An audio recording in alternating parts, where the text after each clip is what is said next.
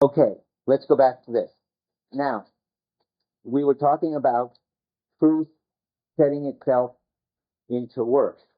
Remember, I think that's where we were. That's where I marked. That is, we had talked a lot about how the work of art, namely the Greek temple, which is a thing, and a work of art is a thing, and a thing which focuses the practices, articulates the style, glamorizes it, holds it up to the people so they can see what they share, where they can see the meaningful differences in their lives, and they can act in the light of this work of art, which is shining by that means with glamorized object that is so uh, splendid that you wish you were like that and you behave like that. And I was talking, I think, at the end about Marilyn Monroe as, in a certain way, a work of art.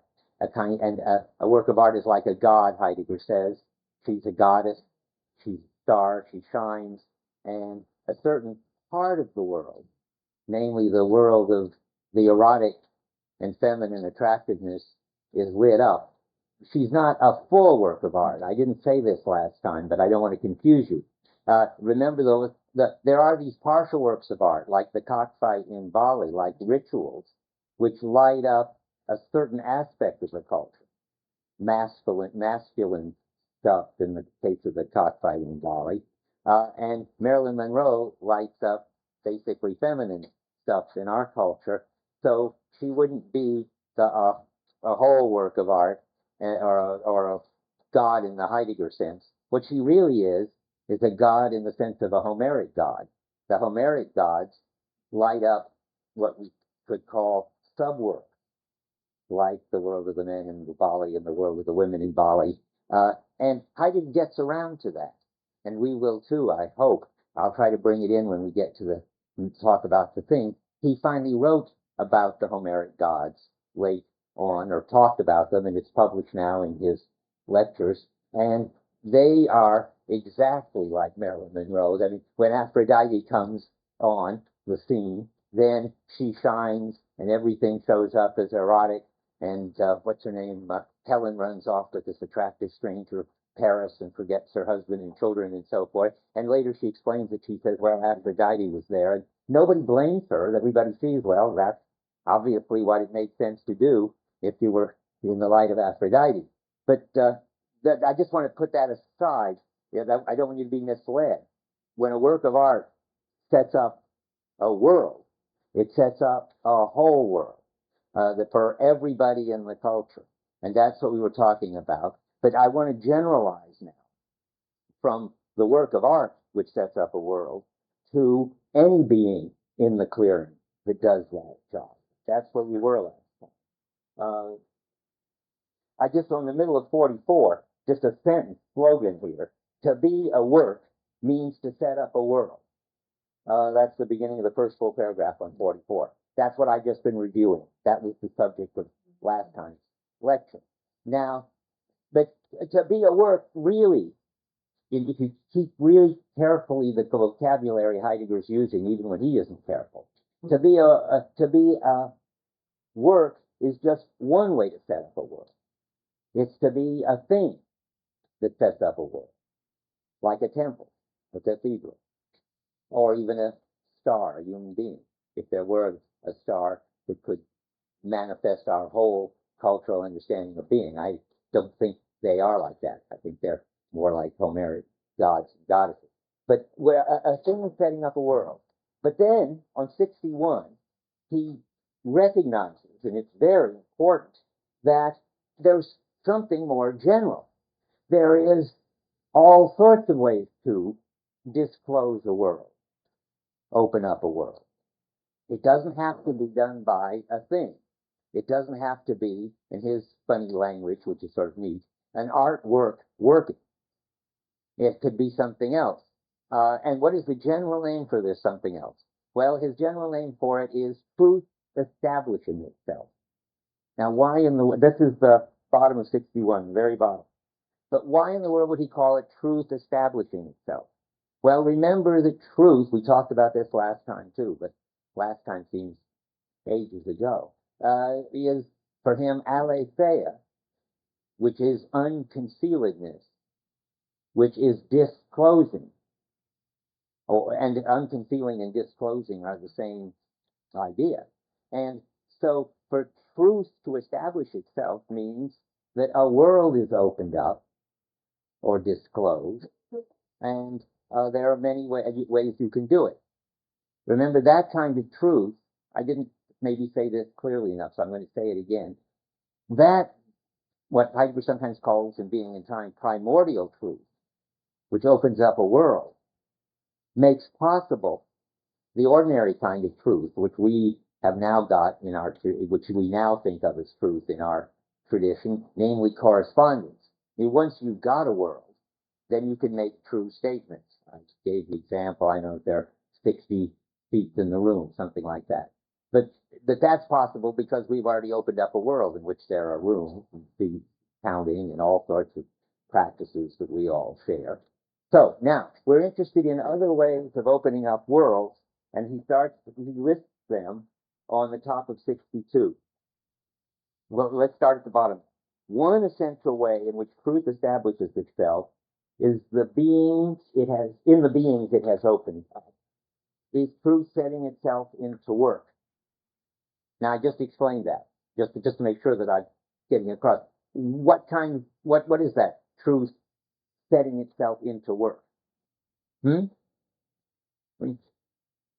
What's an example of truth setting itself? Talks about a political state. No, that's not. That's who said that? That's exactly what it's not. Truth setting itself into work is a work of art. I mean, this is sort of technical terms. Truth sets itself into work when there's a thing that focuses the practice. Because just remember the pun, it's an artwork. A political person is not an artwork. And neither is a goddess an artwork, I think, now that I think about it. A goddess is a goddess. We'll get to that. But anyway, another way in which truth occurs is the act that founds a political state. So he's got this special case. Truth establishes itself by setting itself into work. And that's what he's been talking about up to now. Greek temples, cathedrals, and so forth. And he's doing it that way, remember, because he's giving this lecture at the Art Academy. But really, he's not focusing on artworks. He is, but he shouldn't be. What he's really interested in is something much more general. He's interested in any way that a being can open up and stabilize a clearing or a world. He even says that in a certain place, which I wasn't about to read, but now I've said it, I better find it. Might not be as easy as I thought. Oh, it is. It's on 61. About 5 lines down. The openness of this open, that is truth. The world, open, clearing, are all this disclosing, unconcealing. It's the same story. The openness of this open, that is truth, that is aletheia, can be what it is, namely this openness, only if and as long as it establishes itself within its open.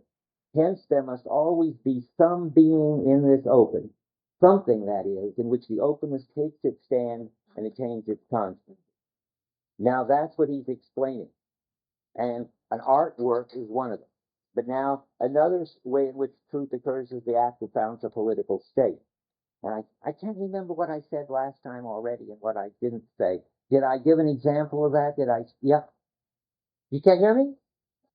Amazing. The first time in history that I couldn't be heard in a little room like this. You're having trouble hearing me back there. Well, some of you. Anyway, I can talk much louder. I will talk much louder. Some people can't talk much louder. They somehow I think when they talk loud that they're yelling.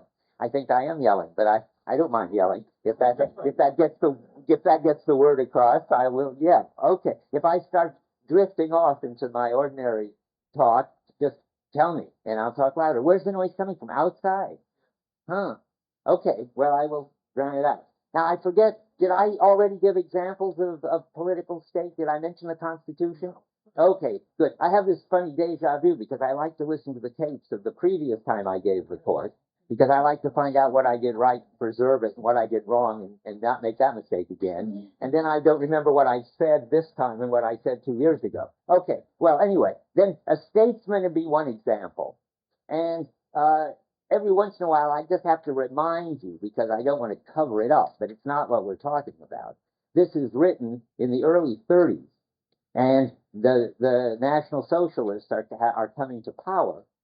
And it would certainly be understood, and people held this against Heidegger, and rightly so, that this statesman who founds a state, who reorganizes the practices of the people and gives them a new style and a new identity, might well have been taken to be Hitler.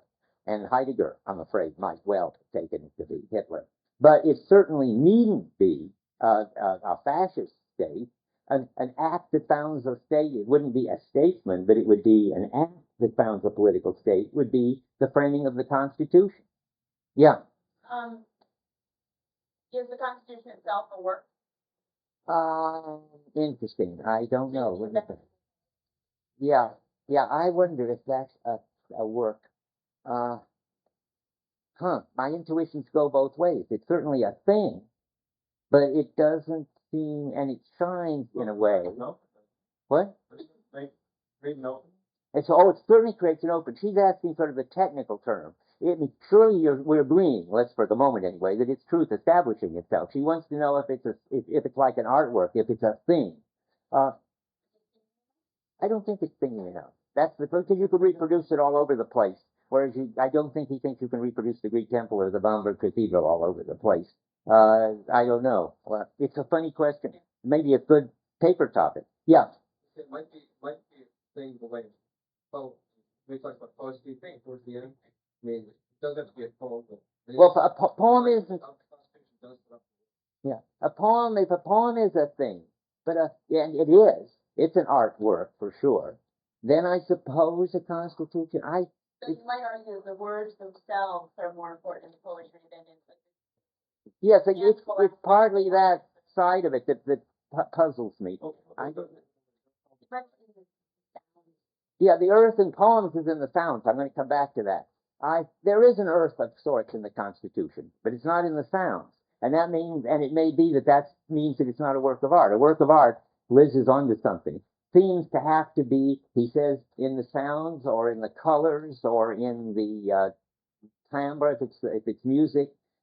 He seems to think works of art need this kind of sensuous incarnation. And the Constitution doesn't. Another thing that's sort of wrong with the Constitution, and sort of wrong, I've never said this any previous year, now I'm suddenly off in a puzzle. I mean, founding a political state has got to be taken in a very broad sense. You don't mean just the political arrangements. It's got to set up a whole style. Now, I suppose it could. You might think the Constitution does. I don't know. But if it isn't broad enough to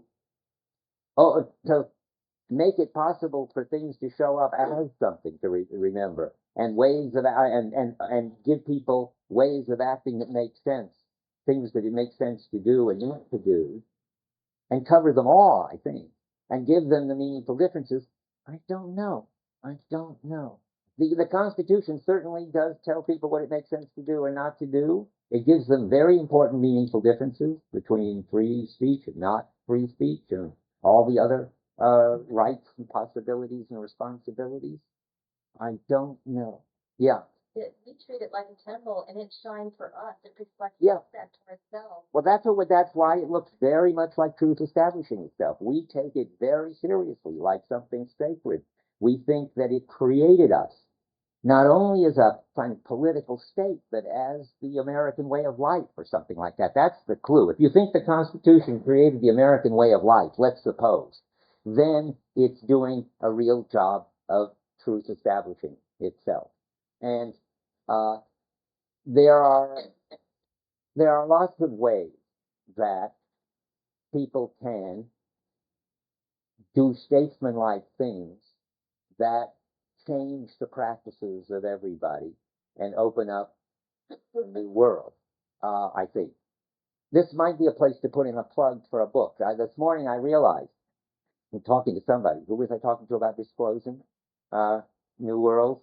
Okay, well, one possible way to get into this and get a feel for this, not that I require it, I'm not even sure I recommend it, but I did write a book. I didn't really write it. I put my name on it. I let people put my name on it. There was my most original TA named Charles Spinoza, and my most successful graduate student, a guy named Fernando Flores, who now makes literally millions of dollars transforming companies, Cartesian companies to Heideggerian companies, or fixing their ontology. And they, and both of them were PhDs of mine, so they put my name on it. We wrote a book called Disclosing New Worlds. And you could say it's a generalization. Heidegger's got his 4 ways that the truth can establish itself, and we've got, I guess, 3 more. But it's got an introduction in which we try to explain world and style and the change of worlds and disclosing for readers, for the average reader. And it didn't work. The average reader apparently can't understand a thing. But you're not an average reader, and it might be helpful. So I put it on reserve. And now let me go back to this. I'll come back to it in a minute. So there's that founds the political state. Another way in which truth comes to shine forth is the nearness of that which is not simply a being, but the being that is most of all. Well, that's a funny way of describing God, or the good, or whatever it is, the substance in Spinoza. It's the ontotheological God. That is, it's that being which is the ground of all intelligibility, at least, and in some sense produces and creates everything, or constitutes it. It constitutes means gives meaning to everything, and constitutes it. If you want something stronger than constitute, if it actually makes these things, then it creates or produces them. Anyway, he's talking about another kind of work of art another way truth establishes itself is people get a view about a creator God, let's say, the Hebrews, and that focuses everything for them. So I saw a hand up. Liz, did you want to know? Well, I was worried that you were making it sound like kind of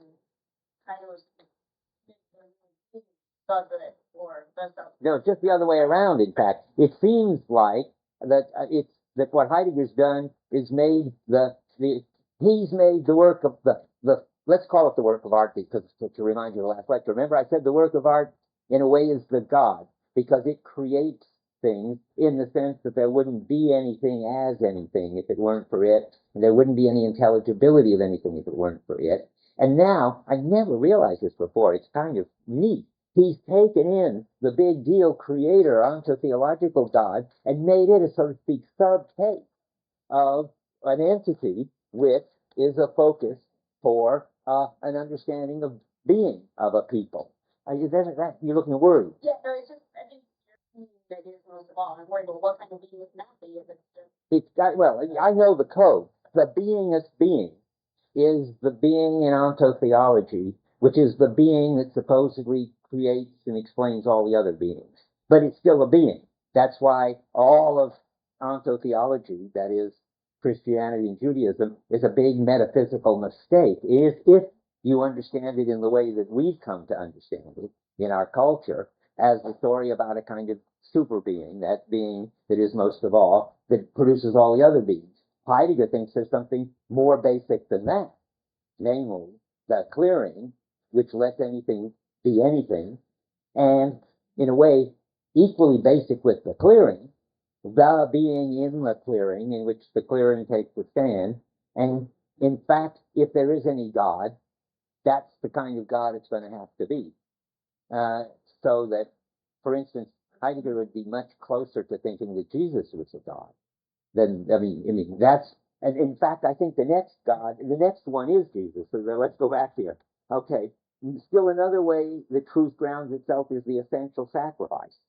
I'm not sure what that is, but the crucifixion, and I suppose the resurrection that goes with it, certainly creates a new culture and a new style, and everybody goes around wearing these crucifixes and millions of people. I guess there were millions, and in the Middle Ages, were there millions already? Probably.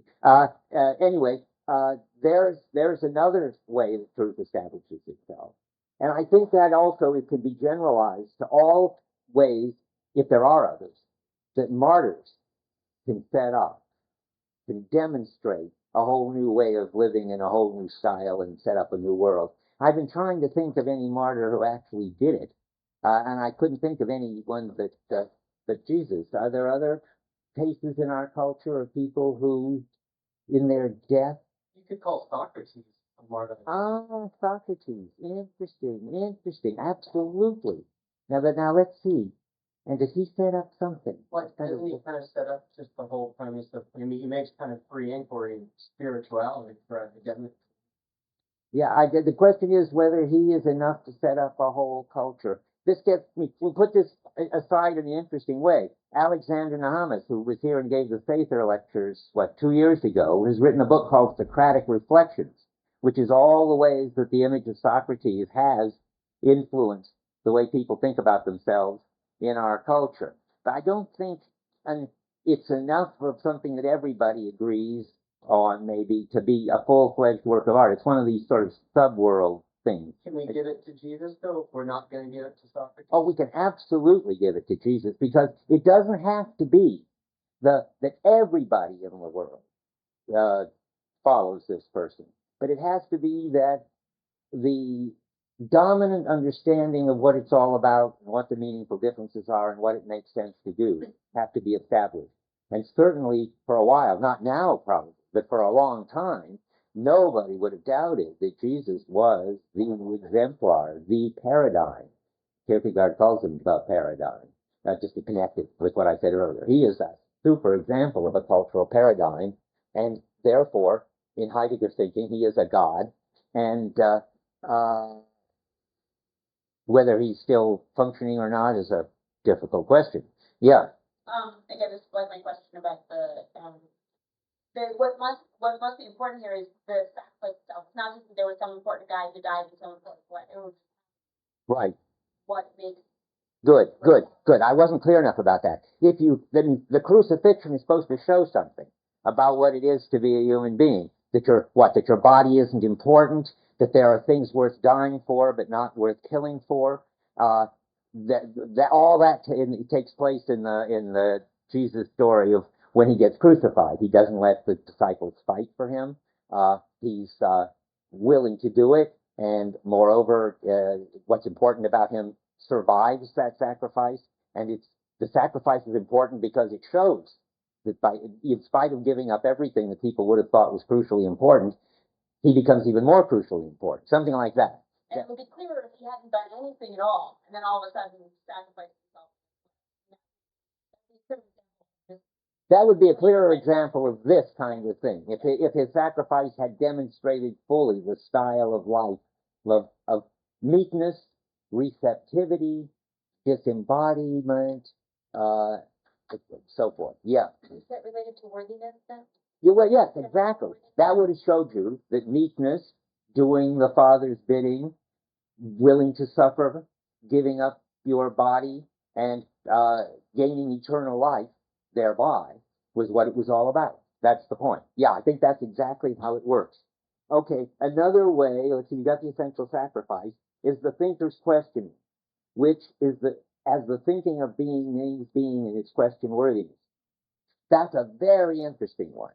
We don't really have time in this course to spend a lot of time following this up, but what is packed into that sentence is a whole different understanding of what philosophy is all about and why it's important than anything you will have ever had in any other course, including, it wasn't even in Being and Time, it wasn't in Heidegger's mind yet. What a philosopher does, a thinker is Heidegger's name roughly for philosophers, except philosophers are, but it's, a thinker is a philosopher who does this special thing. And what is this special thing? By finding a new language in which to describe people and things, the philosopher focuses a new understanding of being. The clearest example, I think, is Descartes. Heidegger is sort of so ambivalent about Descartes because on the one hand, he thinks Descartes is a disaster. The subject-object understanding of being is about as far as you can get from Heidegger's understanding of being. There isn't any clearing, and there's no place for receptivity, and and so forth. But never mind that. The important thing is, on the one hand, Descartes is a disaster, but on the other hand, Descartes is a fantastic example of a thinker who focused a whole new understanding of being. We should just dwell on Descartes for a minute as the best example of a thinker. He didn't invent out of nowhere subjects and objects. There was Luther had already said that every individual had a direct relation to God, and we didn't need the mediation of the church and so forth. Gutenberg had printed the Bible, and instead of being circulated secretly, and insofar as there was any vernacular translation of the Bible, it had to be circulated secretly. It was a crime to be caught with your own copy of the Bible, I believe. It was like Samizdat in Russia under the communists. Well, anyway, things had switched around, and now everybody could have their own copy of the Bible in the vernacular and interpret it. So things were beginning to turn toward individuals having their own right and ability to make sense of things. And Descartes just pulled it all together. That and the importance of inner experience and of consciousness and so forth, and gave it a name. We were subjects in a new sense of subject. Now, I'm getting ahead of the story, but it seems like I'd better say this now because I'm so near saying it. There seem to be two kinds of thinkers, because it always seems to take two of them. Namely, Descartes got this idea, but Descartes had God in his story, and it was not clear at all that there was somehow that the individual subject was the absolute source of all meaning and intelligibility and had replaced God completely. But it took Kant to do that. I'm going to come back to this, but right now I want to say it for the first time, and I will explain it a lot later. Descartes is a thinker who is a reconfigurer. That is, he pulls a huge transformation on the culture. From receptive creatures, we become active subjects. But he needs an articulator. He needs somebody who puts it all together coherently and who finds the right language in which to say it. And that's Kant in Heidegger's picture. Kant finally says what it's all about in the Enlightenment is maturity. And maturity amounts to giving the law unto yourself, deciding for yourself what has authority and what makes sense. And that is to become autonomous. So this new word, autonomy, these words, autonomy and maturity, that lights up a whole new conception of things. Kant says, once upon a time when we were immature, we believed in the authority of the king and the pope. Now, it's up to us to decide the authority of the king and the pope.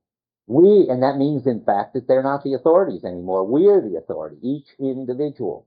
And that's the Enlightenment. That transforms the culture in a very, very radical way. I say all this partly to illustrate why Heidegger's got this interesting view of thinkers. They are all involved in this business of finding new words. I mean, he thinks that the last great thinker is Nietzsche, and we aren't going to do it in this course, but if you read all of Heidegger Nietzsche works, you would find Heidegger trying to figure out, reading Nietzsche over and over for about 10 years, what are the magic words in Nietzsche, which are naming a new understanding of being into being, and what is it?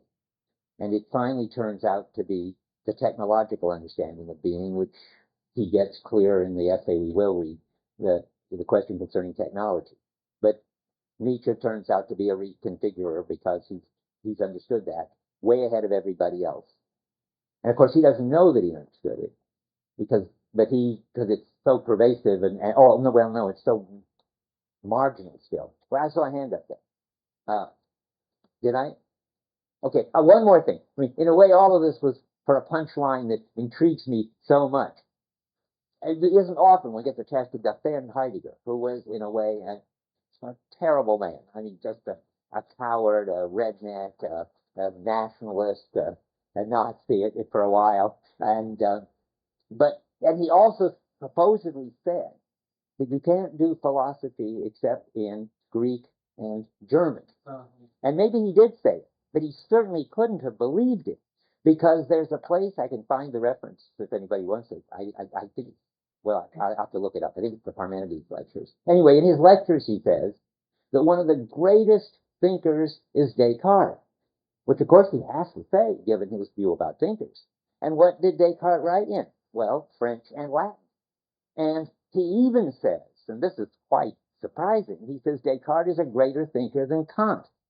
Now, I've told you why. It took me a long time to figure out why. Well, that's because Descartes is a reconfigurer, and Kant is an articulator. And Kant is sort of living off Descartes and on his coattails, doing what he's doing.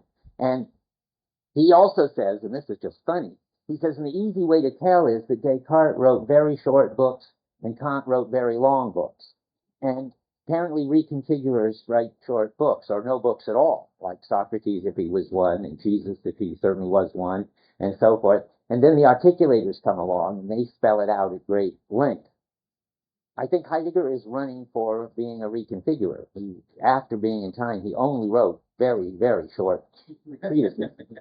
Age of the World Picture is one of the longest. Okay, but this should give you a whole new way of thinking about thinkers and why it's worth studying these philosophers, what you're supposed to be listening for, and what it would be like to be a great thinker, which unlikely that any of us will ever be. So let's see now. Where are we? We've got all the lists. Okay. And he goes on to say, which understandably, that scientists don't count on as these kind of truth establishing itself. Not that he doesn't like science. He likes science a lot. But scientists are already working out of an understanding of being that the philosophers are naming even. Yeah.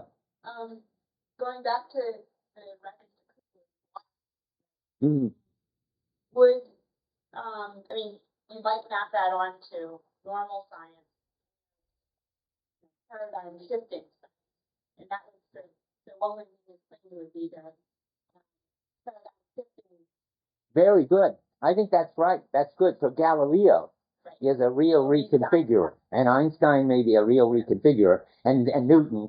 But then they don't count science as really anymore. Right. This is what maybe what he's saying here when he says, when and insofar as science passes beyond, well, let's start here, back a little. By contrast, and I have written in parentheses normal. I'm thinking like you are. Anyway, so we're thinking normal science is science according to Kuhn that assumes a certain understanding of what there is and is trying to work out the details and fix the anomalies. So by contrast, perhaps normal science is not an original happening of truth, but the cultivation of a domain of truth already open specifically by apprehending and confirming that which shows itself to be possible, necessary, correct within that field. When, and now this is what Liz is saying, when and insofar as science passes beyond correctness and goes on to a truth, which means that it establishes it, which means that it arrives at the essential disclosure of what is, as such, its philosophy. And I think that means, yes, I think he wants to take over Galileo and Newton and Einstein for philosophy, and Descartes, of course. Okay, now, I wanted to just stick in somewhere, and I could stick it in here as anywhere, that, remember I said that in the first lecture, that what he didn't understand in being in time was, well, in being in time, he had a structure of the world. What he understood later was that there was a whole series. For one thing, that there was something called a world which was a unified style of a culture. And that there hadn't been all that many worlds. In fact, only one culture ever got the idea that there had to be a unified style, a single understanding of being. And then there was a series of worlds in that world, namely ours, the Western world, and there was the ancient world and the Christian world and the modern world, at least. And the first place where he realizes this and mentions it in print is right here on 77. Sort of, it goes with the idea that that these worlds are opened up by artworks or thinkers. At the bottom of 76, it's a little funny put here, but I see, but I'll read it anyway. 4 lines from the bottom. Always, when that which is a whole, we get used to that. That's the style of old understanding of being. Demands, as what is, itself a grounding in openness. That is the need of being in the clearing. Art attains its historical nature as foundation. That is, there gets to be a being in the clearing. Now, he's limited it back to art again, which is strange because he really means any way truth establishes itself there. This, because it's any way that the clearing gets founded. This foundation happened, and this is the part I want to read, in the West for the first time in Greece. What was in the future to be called being was set into work, setting the standard. So what's the story there? These are things he explains a lot in other places that I'm sort of folding in here to give you a feel for the whole picture. So the idea is that in 5th century BC Greece, something unique happened. Those people in Greece, in Athens, not all of them, not the Spartans, the people in Athens and around there began to ask themselves the question, what is it that everything has in common just insofar as it is? They were looking for some unity of the style of their culture because it was beginning to have some sort of unity. Now, it's a hard sort of chicken and egg question, which came first. I mean, the culture was obviously tending toward unity, and the thinkers, Parmenides and Heraclitus especially, but these people called pre-Socratics, were trying to find the words to name this unified understanding. And they were talking about being. And they were thinking that being, for instance, Heidegger's favorite name, the one he thinks wins, so to speak, in 5th century, is being as species, which is, I think, deeply written this way. It gets translated nature, and the word physics comes from it. But Heidegger says it meant to them that what everything had in common was that it was welling up and lingering for a while and then going out of existence, or going away. And the paradigm examples, I think, were warriors who you already in the Iliad, you have them doing this, but there's no understanding of being yet in the Iliad. That warriors, in lordy terms, whoosh up and then do something great and kill thousands of people and then fade out again. And gods whoosh up and all of a sudden, wow, there's Athena there for a while and then she flies away and so forth. Things were apparently to them sort of surging up, grabbing people's attention and their actions and then fading out. And that was what they thought being was. And then it got transformed. Then I'm going to read the rest. The realm of beings thus opened up was then transformed into a being in the sense of God's creation. This happened in the Middle Ages, the Christian world. So the Greek world becomes the Christian world. This kind of being was again transformed at the beginning and in the course of the modern age, the modern world. Beings became objects that could be controlled and seen through by calculation. At each time, a new and essential world arose. And you can read the next, but it gets harder to understand. At each time, the openness of what is had to be established in beings themselves by the fixing in place of truth in figure. That's another way of putting the same point. You establish and sort of focus and stabilize this new understanding. It's funny, he's sticking it to artwork, though he shouldn't. Putting it in terms of putting it in a figure is an artwork term. And then he goes on, and each time there happens unconcealingness of what is. Unconcealingness sets itself into work, a setting which is accomplished by art. Well, I think this is not an absolutely clearly focused text. He shouldn't be talking about art here. He should be talking about all the ways that truth establishes itself. Certainly, it wasn't just art people who made the Greek, the medieval, and the modern world. As we just said, Descartes played a big role in it, and Parmenides and Heraclitus played a big role in it. I'm sure Augustine and St. Thomas played a big role in the medieval world. Not that they did it alone either, but whenever you see him talking about art, you can always ask yourself whether you can generalize it to any sort of being in the broadest sense that will hold up to people what they're doing and shine and establish a new way of looking at things. Okay? And people are very quiet. Can you hear me now? Okay. Nobody wants to say anything? Liz, I thought you wanted to go on. I would like a question. Okay. Why does it matter that there's a continuous sort of, yeah, and that is what well, if world sort of individual and setting up a new world, and and why does it say China count?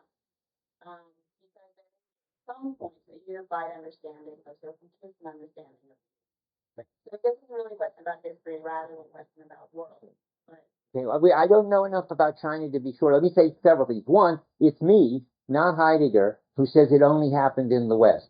He just says it happened in the West. I added it only happened in the West. But I'll take responsibility for it, and I suspect he believes that. I don't think he's interested in anything else but the West. He's got enough. He's got his hands full. But I bet that in China there was always the Confucians and the Buddhists, and that there was. You think there was a time when everybody had their life organized like that? say Greece, right? I mean, why does it count just? Why does it count just the Athenians and not? That's the Greeks and not the Huns, right? They were interacting. They were, you know. It feels right to me, but now that's not good enough. Let me try. Right. Suppose, maybe we'll have somebody here who knows the history of it. If there is a group, no matter how limited, that has its artists, its thinkers, its what else do we have? Its statesmen and its gods, sort of all lined up together and doing some style that everybody within that group agrees on. That's enough to do it. Now, was there ever a place in China and a time in China when the paintings, the writers, and all of these people agreed on the style of life? Okay, if there was, I took a China course once, but they didn't explain it. They didn't ask these questions. They just told us all the dynasties. But let me think now.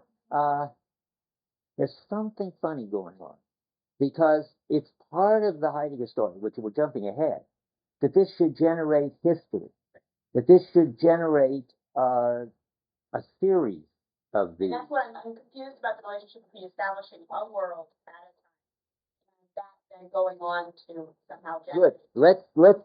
Let's take that as our question, because I want to do Earth and World, and this is about Earth and World and how the struggle between Earth and World sets up history.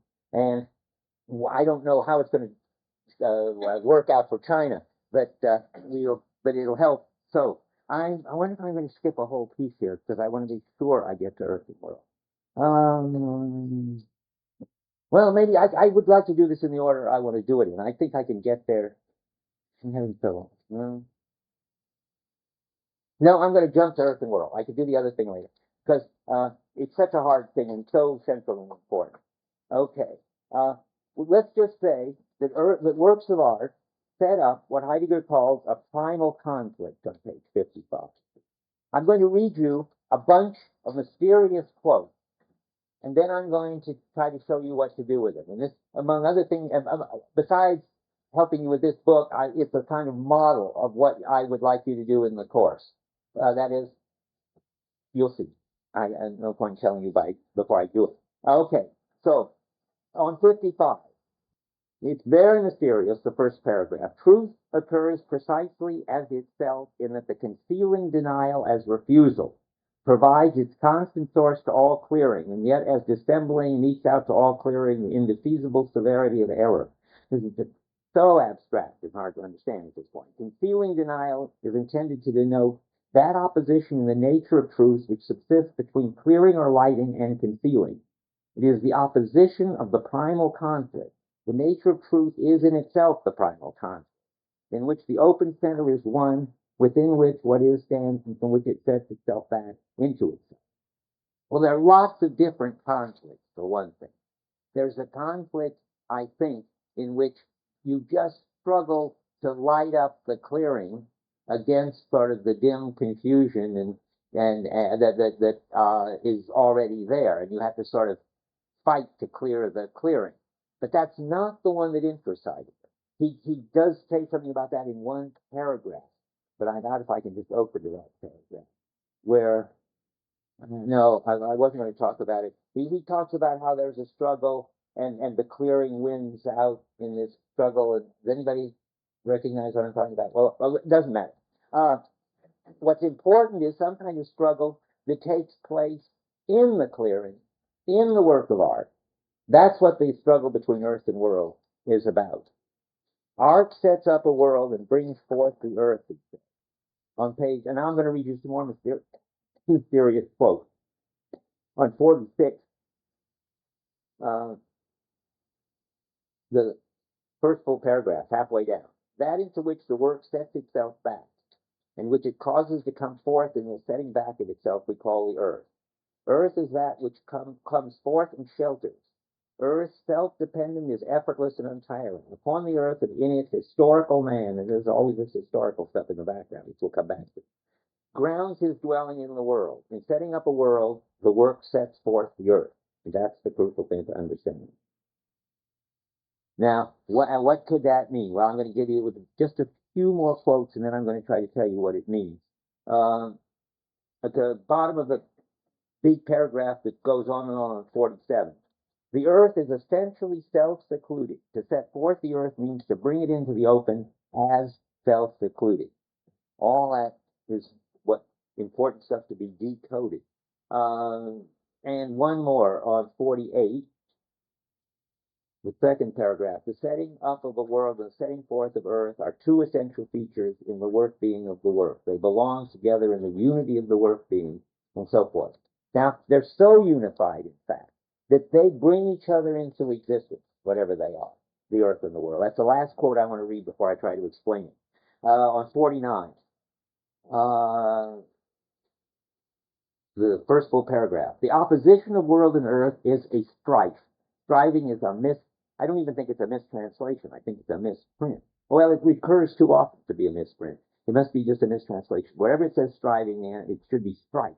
The opposition of world and earth is a strife, but we would surely all too easily falsify its nature if we were to confound strife with discord and dispute. We couldn't. Striving. How would anybody confound striving with discourse and dispute? Strife is a negative thing, and striving is a reaching toward. Yes, but you couldn't mix up a reaching toward with discord and dispute.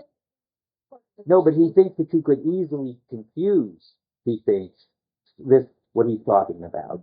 It is a kind of struggle, not a striving.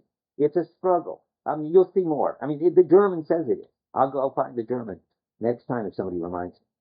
It's a strife. We'll see. If we would be falsifying, and if we confuse strife with discord and dispute and see it only as disorder and destruction, all that wouldn't fit striving. We could even imagine it as disorder and destruction.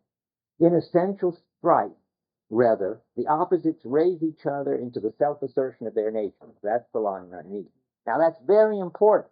That says that only the earth sort of makes it, the world makes it be that there is an earth, and the earth makes it be that there is a world. They bring each other into being. That's important because that's what makes it different than matter and form. Matter and form are metaphysical principles. Matter is just there from creation on, or forever in the Greek, and form is always around, and there's constantly sort of putting the form on the matter somehow.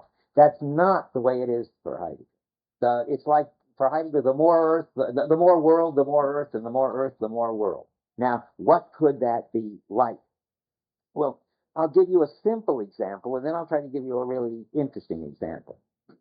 One of the ways he talks about it is that in poetry, the sound of the word is important for the poem producing the effect. I'm thinking of a Greek tragedy. I mean, it's partly because the Oresteia is, I take it, which I agree, has the song quality that it has, that it scared people out of their wits, that babies were born prematurely and all that. I mean, it was certainly not just not in the Lattimore translation, but in the real sung Greek. And so, now, what's the earth and the world quality? Well, the world part of it is, I mean, it's the understanding of what there is, the understanding of being that Aeschylus has. Let's just talk about his poem. But that understanding of being requires that it be put in these sounds. And the earth part is that it won't work if you don't put it in these things. Now I'm going to try to get the struggle in here, only metaphorically so far. You could say that the poem resists paraphrase, meaning that there's something about the way the poem works that is lost if you paraphrase, that you can't paraphrase it. The more you try, the more you appreciate. This is they bring each other into existence. The more you try to paraphrase it, the more you appreciate how the sound and the rhythm of the words in the Greek is essential. It would be like trying to capture the structure of the Greek temple, that's the world aspect, and then build it out of steel or lucite instead of rock. It wouldn't work. It resists that sort of paraphrase. Well, that's the only to give you a sort of feel for it. But now let's try to go into it more. But I forgot, by the way, what I'm supposed to be demonstrating. I blew it. I had a much more dramatic way of doing it. And let me go back. Having told you that all these bizarre quotes that I just read about how they finally, the quote, their struggle brings them into existence, so you can't think of it in terms of matter and form. Then I was going to say the following. Well, then what are you supposed to do to understand it? Well, my answer is find the phenomenon. That's the moral for the course. It's a phenomenology course in the simple sense that you get Heidegger, he has his eye on some phenomenon. There's something he's describing, and then he describes it in these strange words because it's very strange stuff he's describing, and he certainly doesn't want to use any metaphysical terms, which he will then lose what he's trying to describe. And your job and mine, and I'll sort of try to show you how I would do it here, but then your job in your papers and in your discussion sections is to try to fill in this jargon with the phenomenon. The bad way of reading Heidegger, which is done by many, many people who get together every year and call themselves the Heidegger Circle, is just to share this wonderful gibberish with each other, very piously mouthing these marvelous words, and never trying to connect it up with anything. So here we go. I think you can make sense of the earth by going back to Kuhn. Because there's Kuhn, and he's got a sense better than anybody else of a paradigm and how it functions. Now, don't think of the paradigm now as doing something for the whole culture. Just think of how the paradigm functions in the world of the scientist. But the Earth-world story will occur right there, if Heidegger's right, and I think it does. Remember where we are.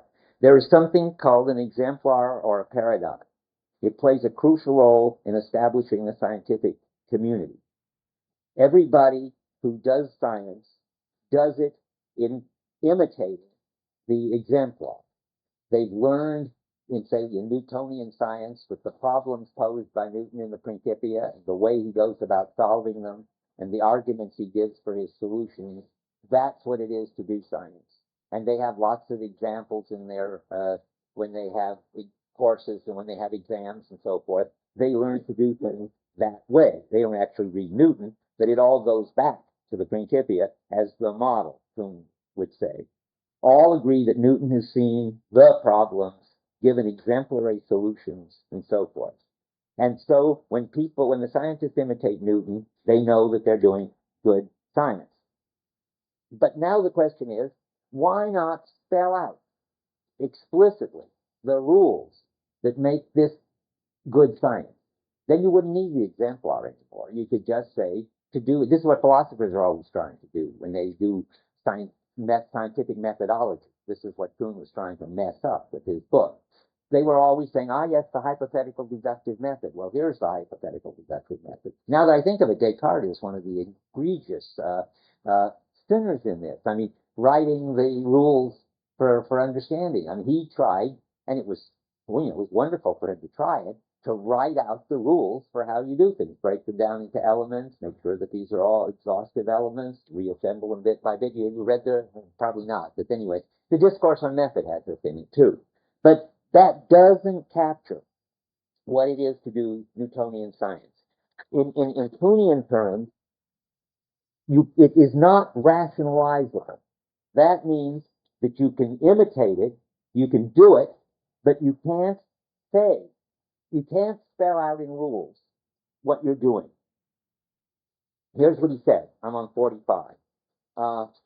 What various research programs have in common is, that are all in one science, in Newtonian, for instance, is not that they satisfy some explicit or fully discoverable set of rules and assumptions that gives the tradition its character and its hold upon the scientific mind.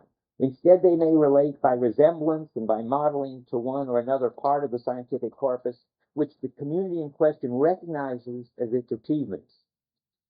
That the scientists do not ask or debate what makes a particular problem or solution legitimate tempts us to suppose that they intuitively know the answer. But it may only indicate that neither the questioner nor the answer is felt to be relevant in their research. Now the punchline. Paradigms may be prior to, more binding, and more complete than any set of rules for research that could unequivocally be unequivocally abstracted from them. So the first thing is to say, you've got to have the work, the thing. It's more basic than any clear set of principles that you could abstract from. You can't turn it into a belief system. You can't turn it into a bunch of rules. That is, one more on page 11. He asks, why is the concrete scientific achievement, that's the paradigm, as a locus of professional commitment prior to the concepts, laws, theories, and points of view abstracted from it? In what sense is the shared paradigm a fundamental unit for the student of scientific development, a unit that cannot be reduced to logically atomic components which would function in its stead? Now, are you beginning to see what I'm getting at? It's like paraphrasing a poem. To turn the scientific paradigm into a bunch of rules, to try to write down what the necessary and sufficient conditions of a successful scientific research program or theory or something is impossible. There is something that cannot be captured except in the actual example. Yeah. Are you saying that the concept as a whole is more than you can ever say about anything about its parts that make it up? It's more No. I mean, that's too general. That may or may not be true, but it would confuse things to say it here. No, I just want to say it's a special feature of paradigms right now that they can't be, to use Kuhnian language now, rationalized, which is a sort of generalization of what I earlier said, paraphrase. Now, and now we're going to get this resistance talk again. The paradigm resists being put into any other terms. It resists, let's see, it can be shown, and scientists can recognize when they're in accord with it, in tune with it, and when they're not in tune with it. They consider it a binding source of authority.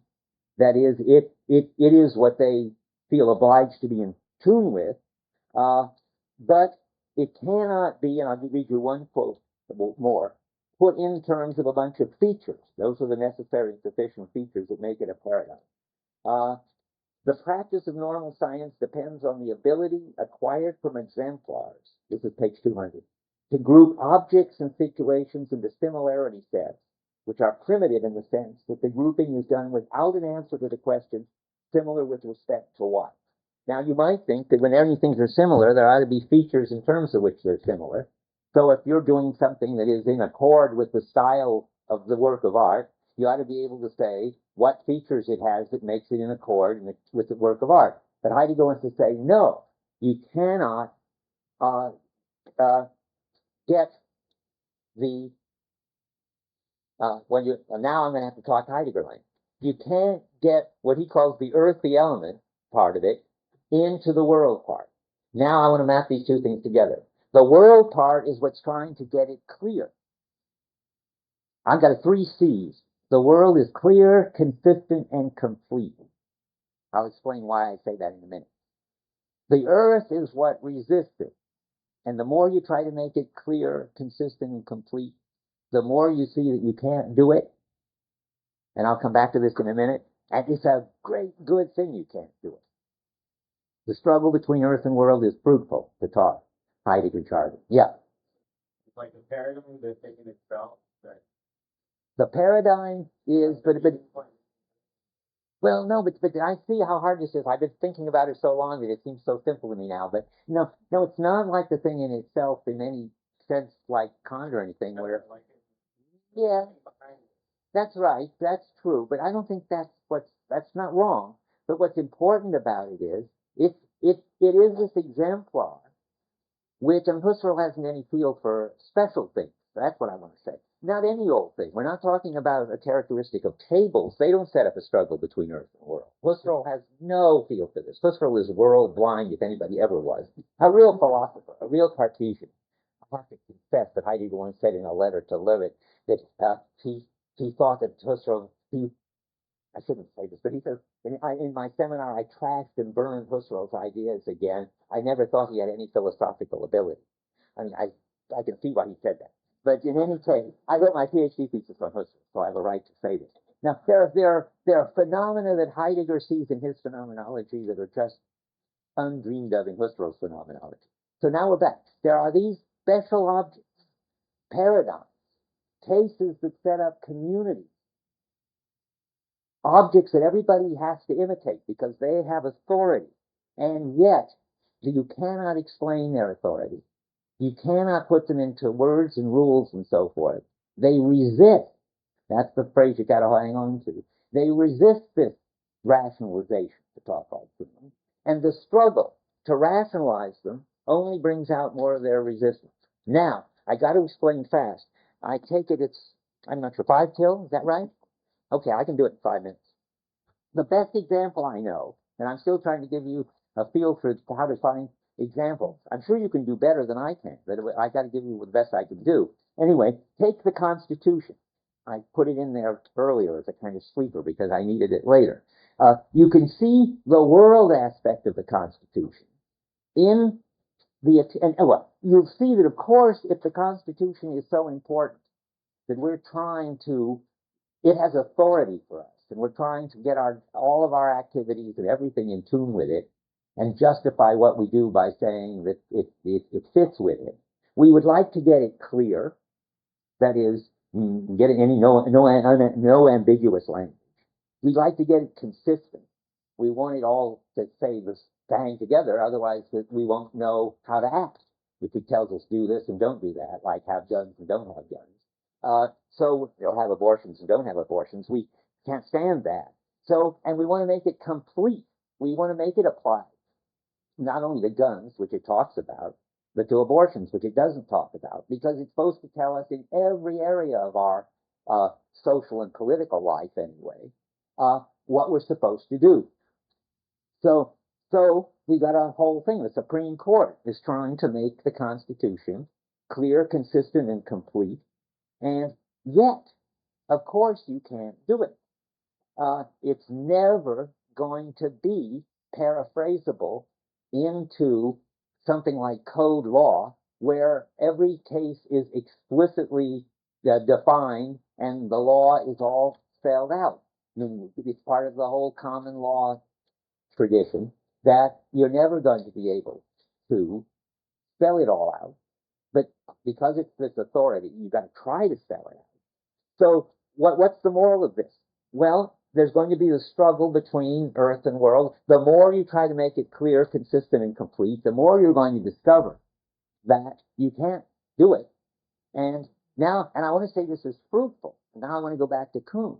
Kuhn says it's great that you don't spell out completely what the scientific paradigm requires in a bunch of rules, because it allows a much more flexible scientific community if they all can see themselves as doing something similar to Newton without having to argue about exactly what features it has that makes it similar or doesn't make it similar. It's a positive, fruitful fact about the Constitution that it isn't settled once and for all, and that's why it's able to apply to constantly new cases. Now, yeah. According to Turner and according to you, right, that the attempt to get clear fails, or is it right that there is an attempt? It's both. Yeah, that's right. You must attempt to get clear, and you will inevitably fail, and that's all of that is the way an art works. When there's a paradigm that has authority in a culture, it's bound to set up the demand for clarity. Let me try to say it as clearly as I can. If there's an object or a person or a constitution that has authority in a culture, and everybody wants to live in terms of it and see everything in the light of it, you will be bound to try to make it clear, consistent, and complete. That's the world pull. And it will resist it. And that's the earth pull.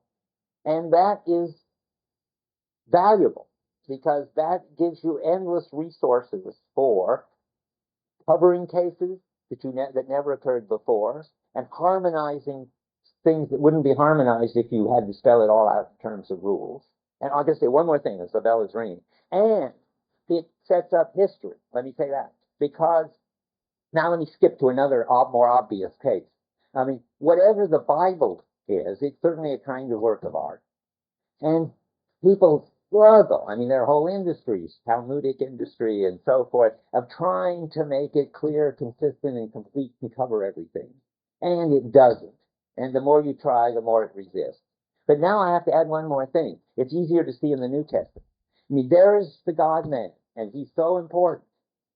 And he has such authority.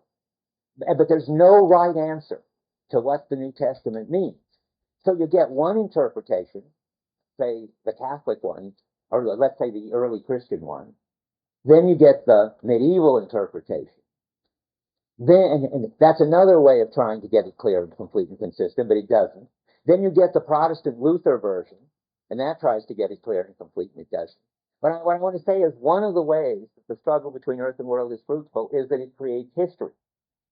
It's the demand to get it clear, complete, and consistent, and the impossibility of getting it clear, complete, and consistent that leads people to a series of attempts. And that series of attempts is a series of understandings of being if the work of arts are important enough, or of science if they're not that big. Okay, now that's let me see. let me read 77 because that's where I say the fruitful story is. If it is in a hurry, I'll read it. If not, I'll let you go. Well, it just says art grounds history at the bottom, 4 lines from the bottom. I just tried to explain how not only art, the truth setting itself to work, grounds real history, where real history means changing total understandings of what it means to be. Okay, well, you didn't get the question, but we'll come and ask me that. That's okay. Fine. Thing he's supposed to be talking, he's ever going to talk about, and we just have to sort things out. That's the next thing. Finally, I hear from Liz, the camp, that there's a lot of concern and interest in the part about truth, which I went over very fast, because it's something that the people who did Being in Time are familiar with, but the people who haven't aren't. So I'm going to say more about truth. But since the next thing we're going to read is half the first half is about truth and the Greek view of aletheia. It's not, if you don't get it today when I go over it, don't worry, we're going to go over it one more time. I don't remember what he says about it in here. I haven't reread this for about 2 years, but I'm going to read it over the weekend and we'll find out. This book is sort of an experiment. It's newly out. I've never taught it before. It seems to fit exactly in here chronologically, and that is, he wrote it shortly after the origin of the work of art, and it deals with the question of aletheia and what's special about the Greeks and how they began the history of the West. So it ought to be, perhaps just, let's hope, perfect for us. I wanted you to read for next time. And nobody's having trouble finding this, I hope. Okay. Now, finally, back to where we were. There's lots more to be said about this very interesting and obscure business of the struggle between earth and world, which Heidegger never talks about after that after this in that way. But there's always got some kind of function that does the job of world and something that does the job of earth, even though it doesn't use that language. So it's important to get it straight. Okay. I'm going to do it in the order he does it, which means first I'm going to talk about the struggle between earth and world, specifically in the work of art. And then he says we can only understand why there's this struggle if we look at the nature of truth. So then you get a bigger struggle, which is the struggle that creates a clearing at all. And we'll get to truth. I haven't misled you when I said I'm going to talk about truth today, but I'm not going to talk about truth first. So we're on page 55. At least that's where I am going to start. And it's going to be all about this question of how the struggle between our art, how artworks set up a struggle. And they set up a struggle by their very material. There's lots of ways that there's a primal conflict, he's saying at the bottom of 55, between the clearing and the concealing. And we're going to go back to that when we get to truth. But one of the ways in which truth happens is the work being of the work, setting up a world and setting forth the earth. The work is the fighting of the battle in which the unconcealedness of beings as a whole, or truth, is won. Now, what does that mean? Well, I mean, it's not all that clear what it means, but I'll give you a whole story about what it means.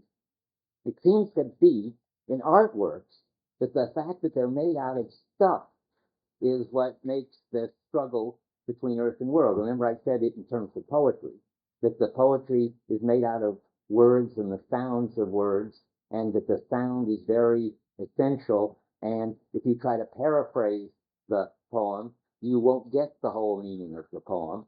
The meaning of the poem is intrinsically involved in two things you can't paraphrase.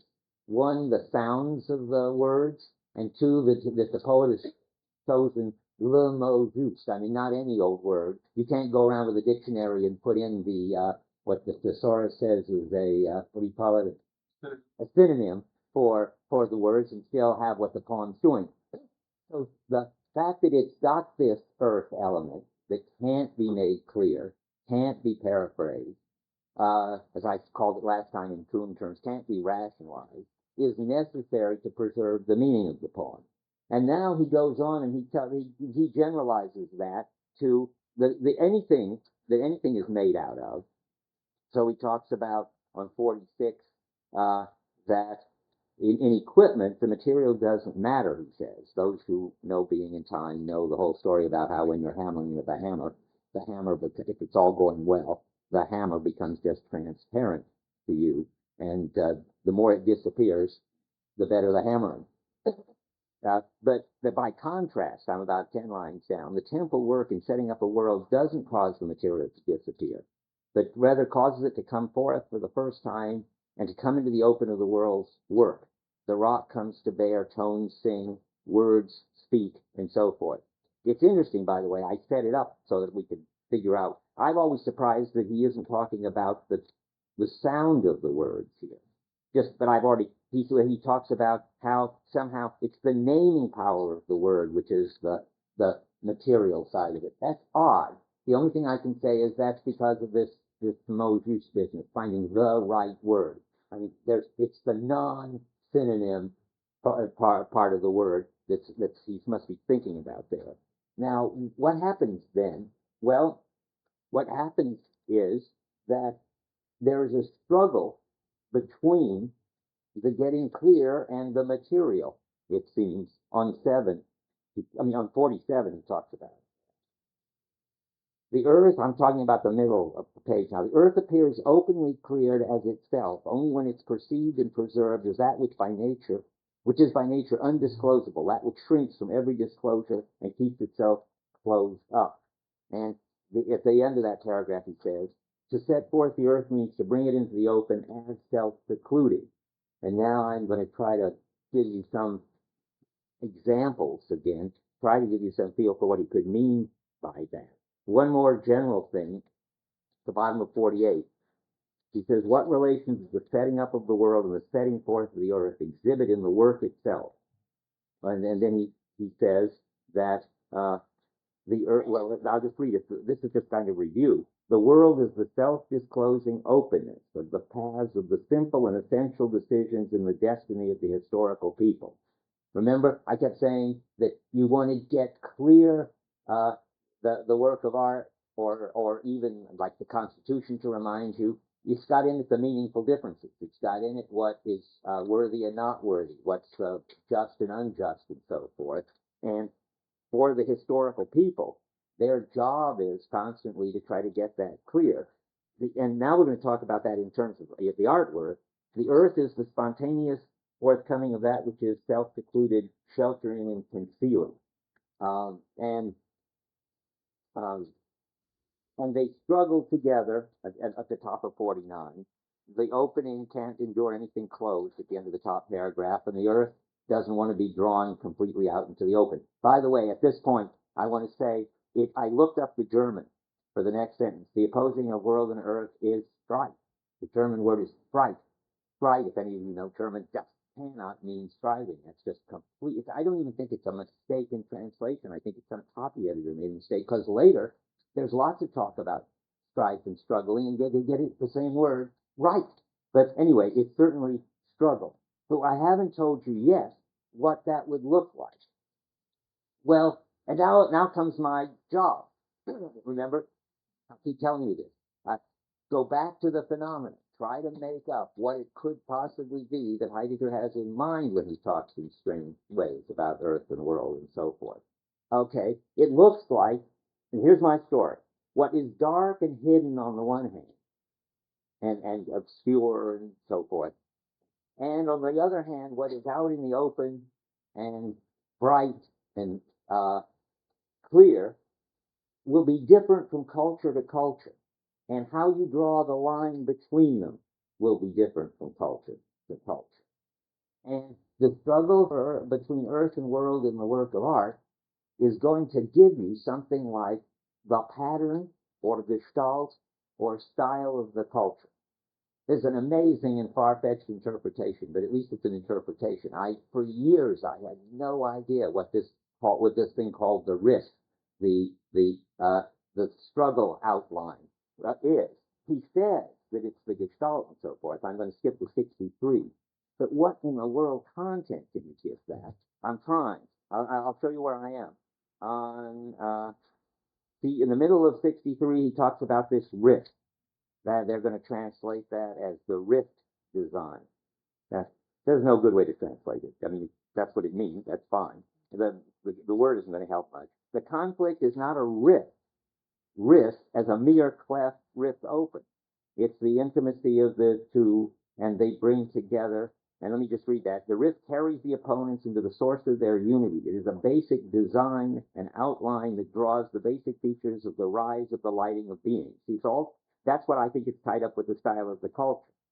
What the lighting of being and the open and the clearing and the style are all ways, remember, of describing that there is some way that ways things show up as, ways it makes sense to act and so forth. And he's talking about that again. The rift doesn't let the opponents break apart. It brings the opposition into measure and boundary into its own outline.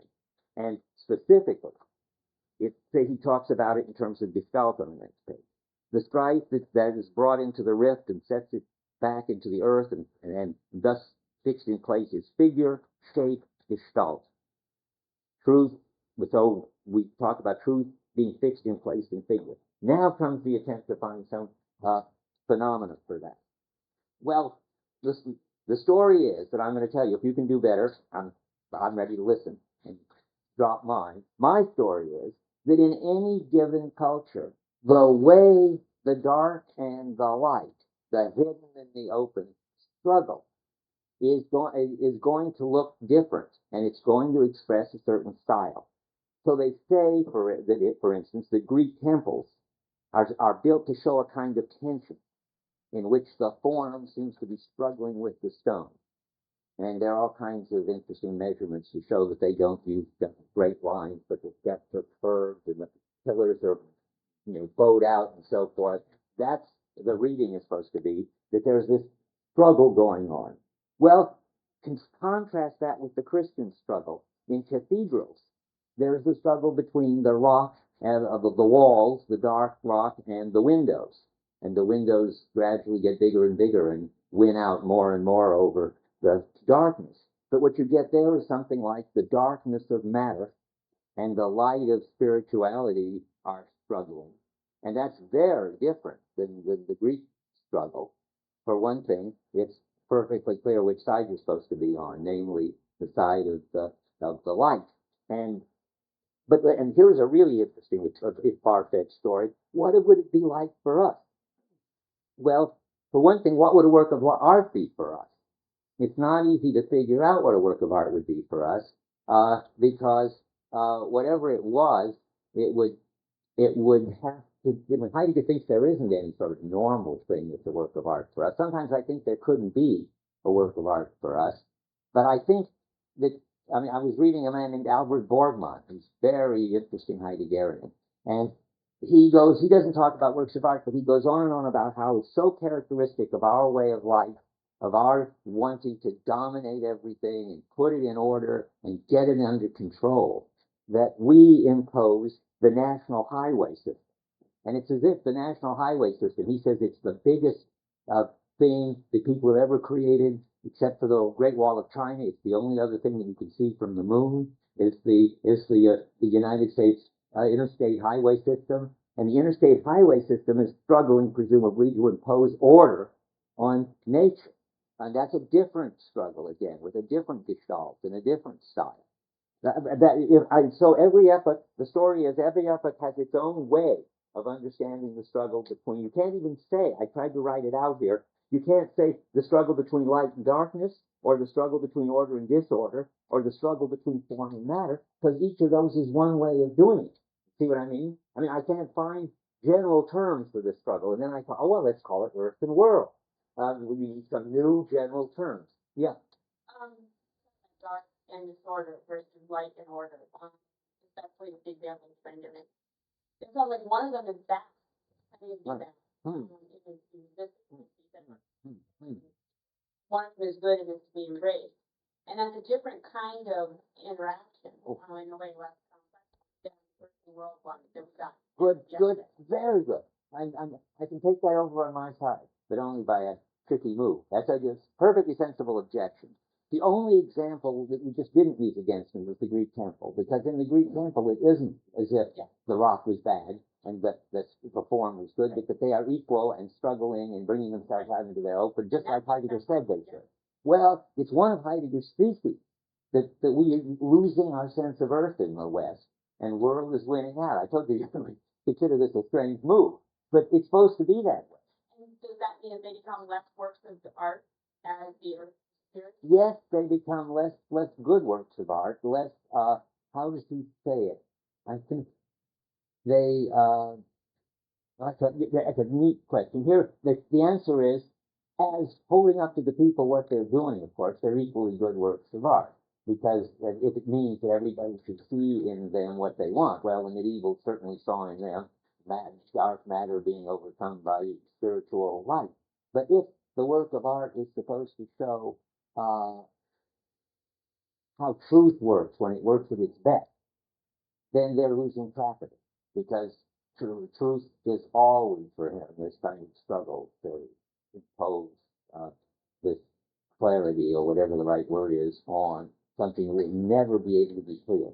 We're losing the feeling, and that makes sense in our culture, that there's anything mysterious, anything resistant, anything that we can't rationalize. So maybe it's all right that the works of art get more and more tilted in the direction of world. I think Heidegger does think that.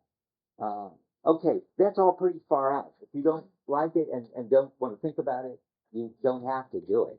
But I thought I owed you some account of this weird talk about risk and another struggle on my part to find the phenomena. Yeah. Yeah, ideally they should be equal and struggle, and each one bring the other one out more fully. Liz is absolutely right. No, striving, you have to strive for something. I see, nice move in a way. I mean, that's how you could turn struggle into striving. But it's the word is strife, and strife is struggle. And striving suggests there's a goal, whereas there isn't really any goal. There's just this tension. They're there, and the more they're in tension, the better. Yeah. I'm not sure that striving is there's a sort of a lot Mhm. both the others. They're actually struggling. That's right. Each one is. I see what you're both saying, and I think you're right. No, wait, one thing at a time. I'm not convinced of that. Wait, let me say one thing to him. I think that he says the earth is the world is striving to surmount the earth, and the earth is striving to stay secluded, and that sets up a strife or a struggle. Now I have to go back to the German and see where the striving is, but there's two different things going on. There is, each one has got a goal, or earth and world, and they're, opposed goals. And that sets up this struggle, which is clearly what he's talking about. What page was I on? What? 47. Okay, 47.